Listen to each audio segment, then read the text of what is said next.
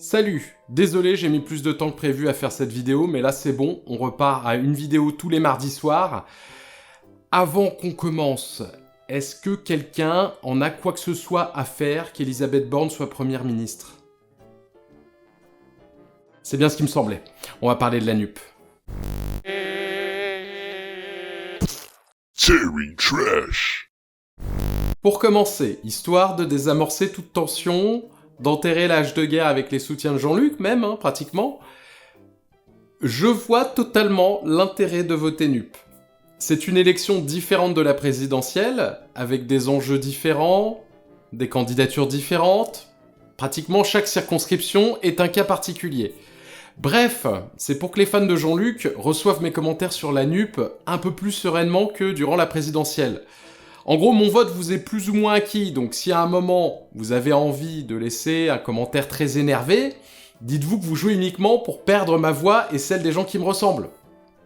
Donc voilà, détendez-vous. Vous n'avez pas besoin de défendre fébrilement votre candidat ou votre formation politique.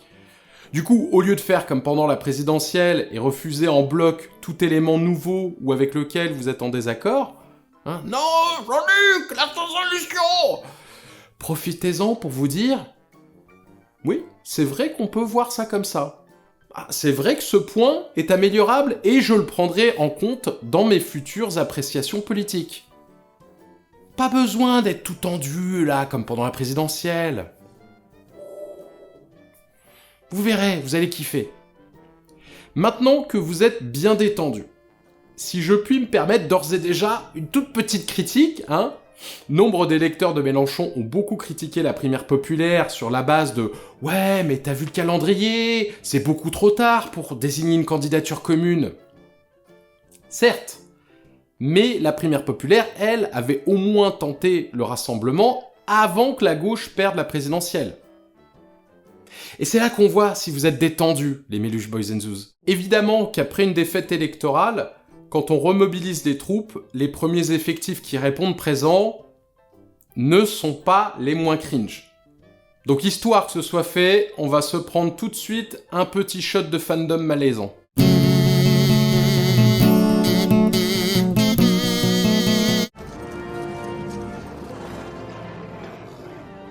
font face seuls. Pas seul. Anticapitaliste.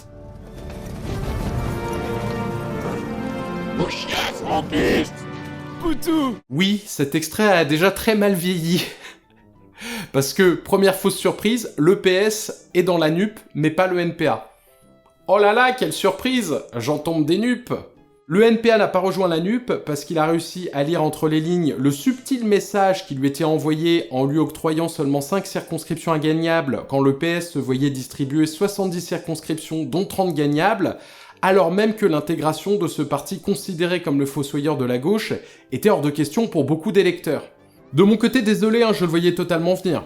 Parce que s'il y a bien un truc auquel je m'attends plus depuis longtemps, c'est que la gauche électorale fasse un truc de gauche. Et vraiment, je vous invite à essayer, vous allez voir la vie autrement. Avec cette perspective, au lieu d'aller de déception en déception, vous verrez passer sous vos yeux ce long fleuve tranquille de les affaires sont les affaires. Et au contraire, c'est à chaque fois où la gauche de parti fera un truc, un tant soit peu de gauche par accident, que vous serez agréablement surpris. Ça va changer votre vie, vraiment. Par moments, vous risquez même de kiffer Taubira. La réforme de la justice? Bien joué, Christiane. Oui, c'était plutôt de gauche. Je dois dire que je ne m'y attendais pas. Le mariage pour tous aussi, oui, vous avez fini par le faire. Ça vous a pris 1 an pour réaliser une égalité en droit des plus élémentaires, mais vous l'avez fait, donc micro-cookie pour vous que je reprends immédiatement, bien sûr, à cause de la loi travail et du projet de déchéance de nationalité. Alors après, c'est pas une science exacte, il y a toujours des anomalies cosmiques, type Hollande, Cazeneuve, El Khomri et Valls, qui arrivent à t'aspirer l'espoir que tu plaçais même pas en eux. Alors je sais, ça fait pas rêver, mais c'est largement mieux que les législatives de 2017 où LFI avait refusé tout accord avec le PCF et décidé de présenter des candidats dans toutes les circonscriptions face au PCF, y compris dans des circonscriptions totalement gagnables par ce dernier.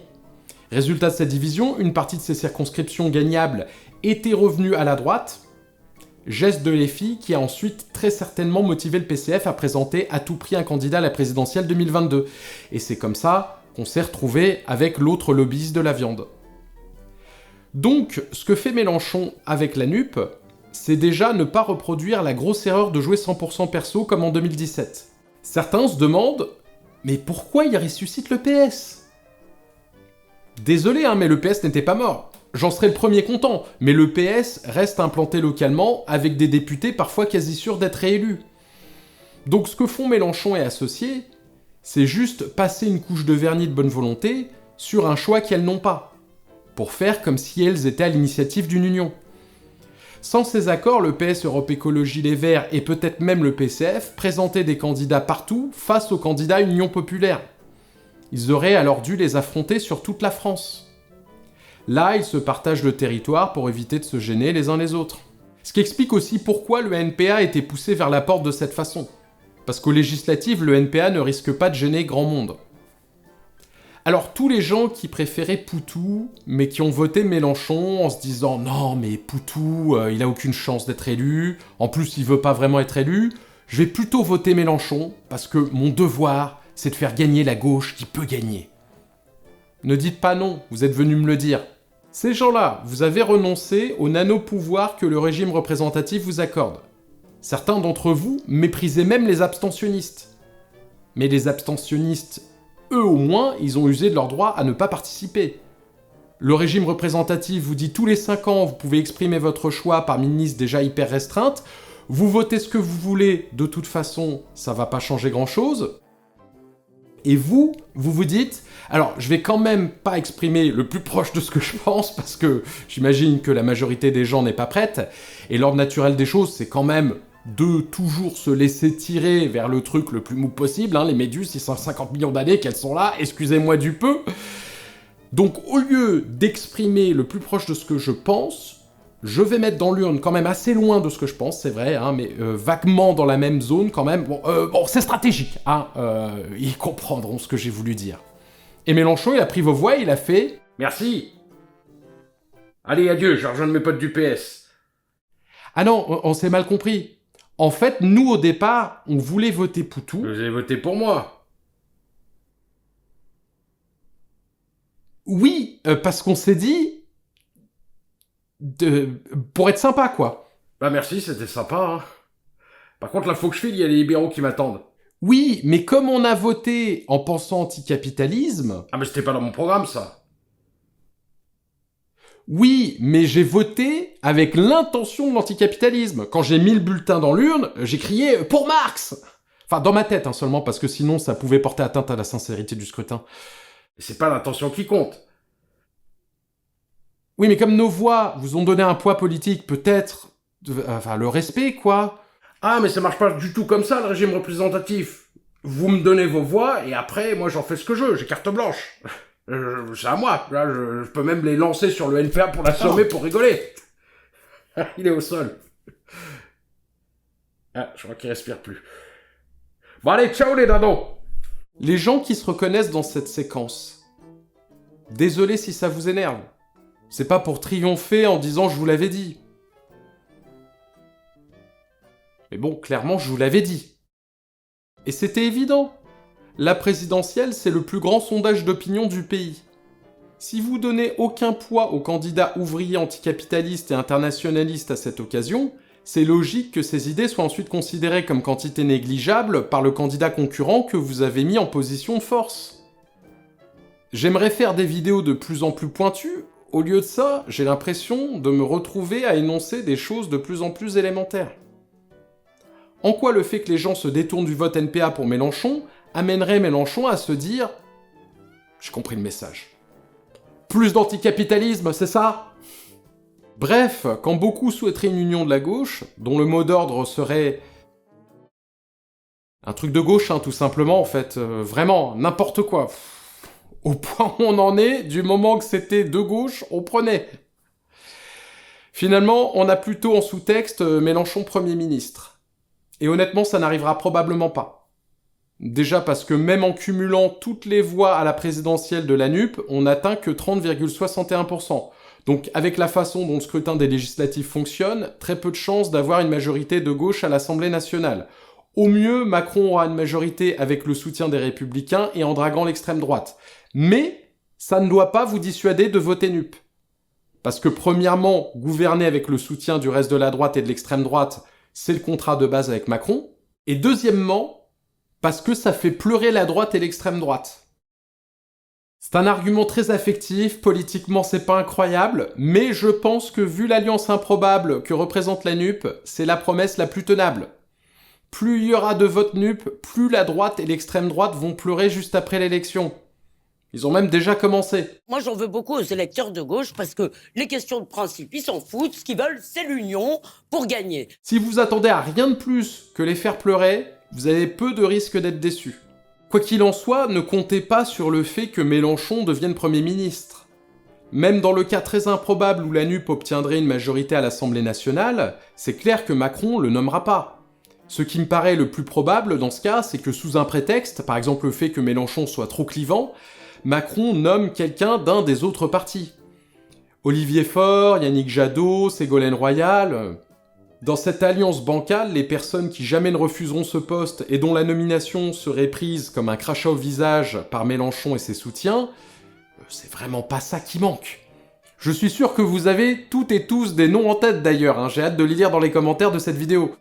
Ensuite, l'inconnu, c'est est-ce qu'il y aura une fronde contre le Premier ministre dès le premier jour, ou est-ce que Mélenchon avalera cette couleuvre, auquel cas l'union se délitera au fur et à mesure?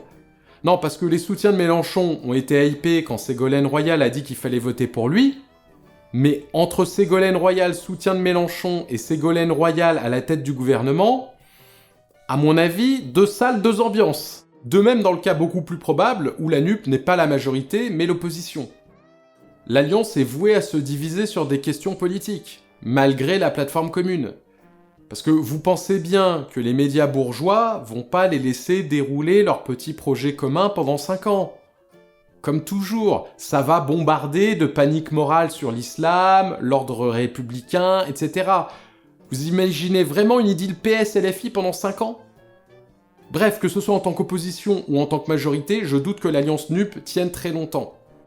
Et au bout d'un an sans avancée, Macron pourra dire « La division de l'Assemblée et du pays a trop duré. En tant que chef de l'État, j'ai décidé de prendre ma responsabilité et de dissoudre l'Assemblée nationale. » Et c'est vraiment pour le pays, c'est pas du tout pour avoir une majorité.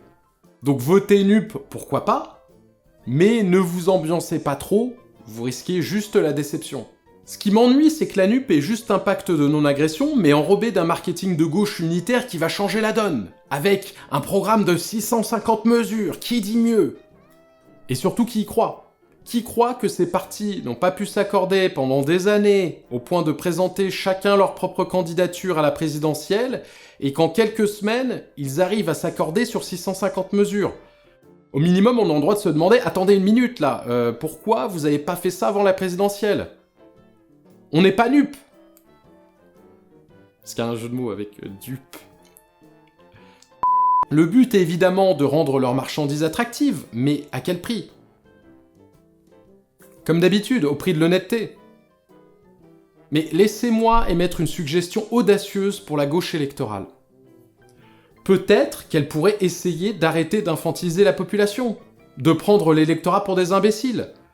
Peut-être qu'elle pourrait lui dire honnêtement on s'est raté. Tout ce qu'on peut faire maintenant, c'est de mettre le plus de bâtons possible dans les roues de Macron. Mieux encore, peut-être qu'elle pourrait lui dire qu'installer des hydroliennes en France, ça va pas changer grand-chose au dérèglement climatique, vu que la France représente seulement 0,9% des émissions de CO2 et que l'industrie de l'énergie y représente seulement 15% de ces 0,9%, soit 1,35 millième des émissions mondiales. Peut-être qu'elle pourrait éviter de faire croire aux gens qu'un de ses candidats se retire à cause du harcèlement et du racisme dont il est victime, allant même jusqu'à le soutenir en ce sens, alors que le parti l'a écarté parce qu'il est accusé de violence sexuelle.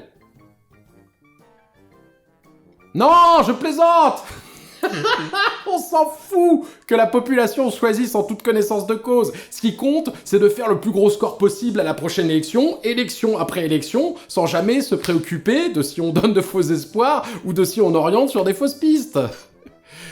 Et si vous pensez autrement, vous n'êtes que de sales gauchistes moralistes qui vont mettre un pouce en l'air sur cette vidéo et la partager, et peut-être même me soutenir sur Utip.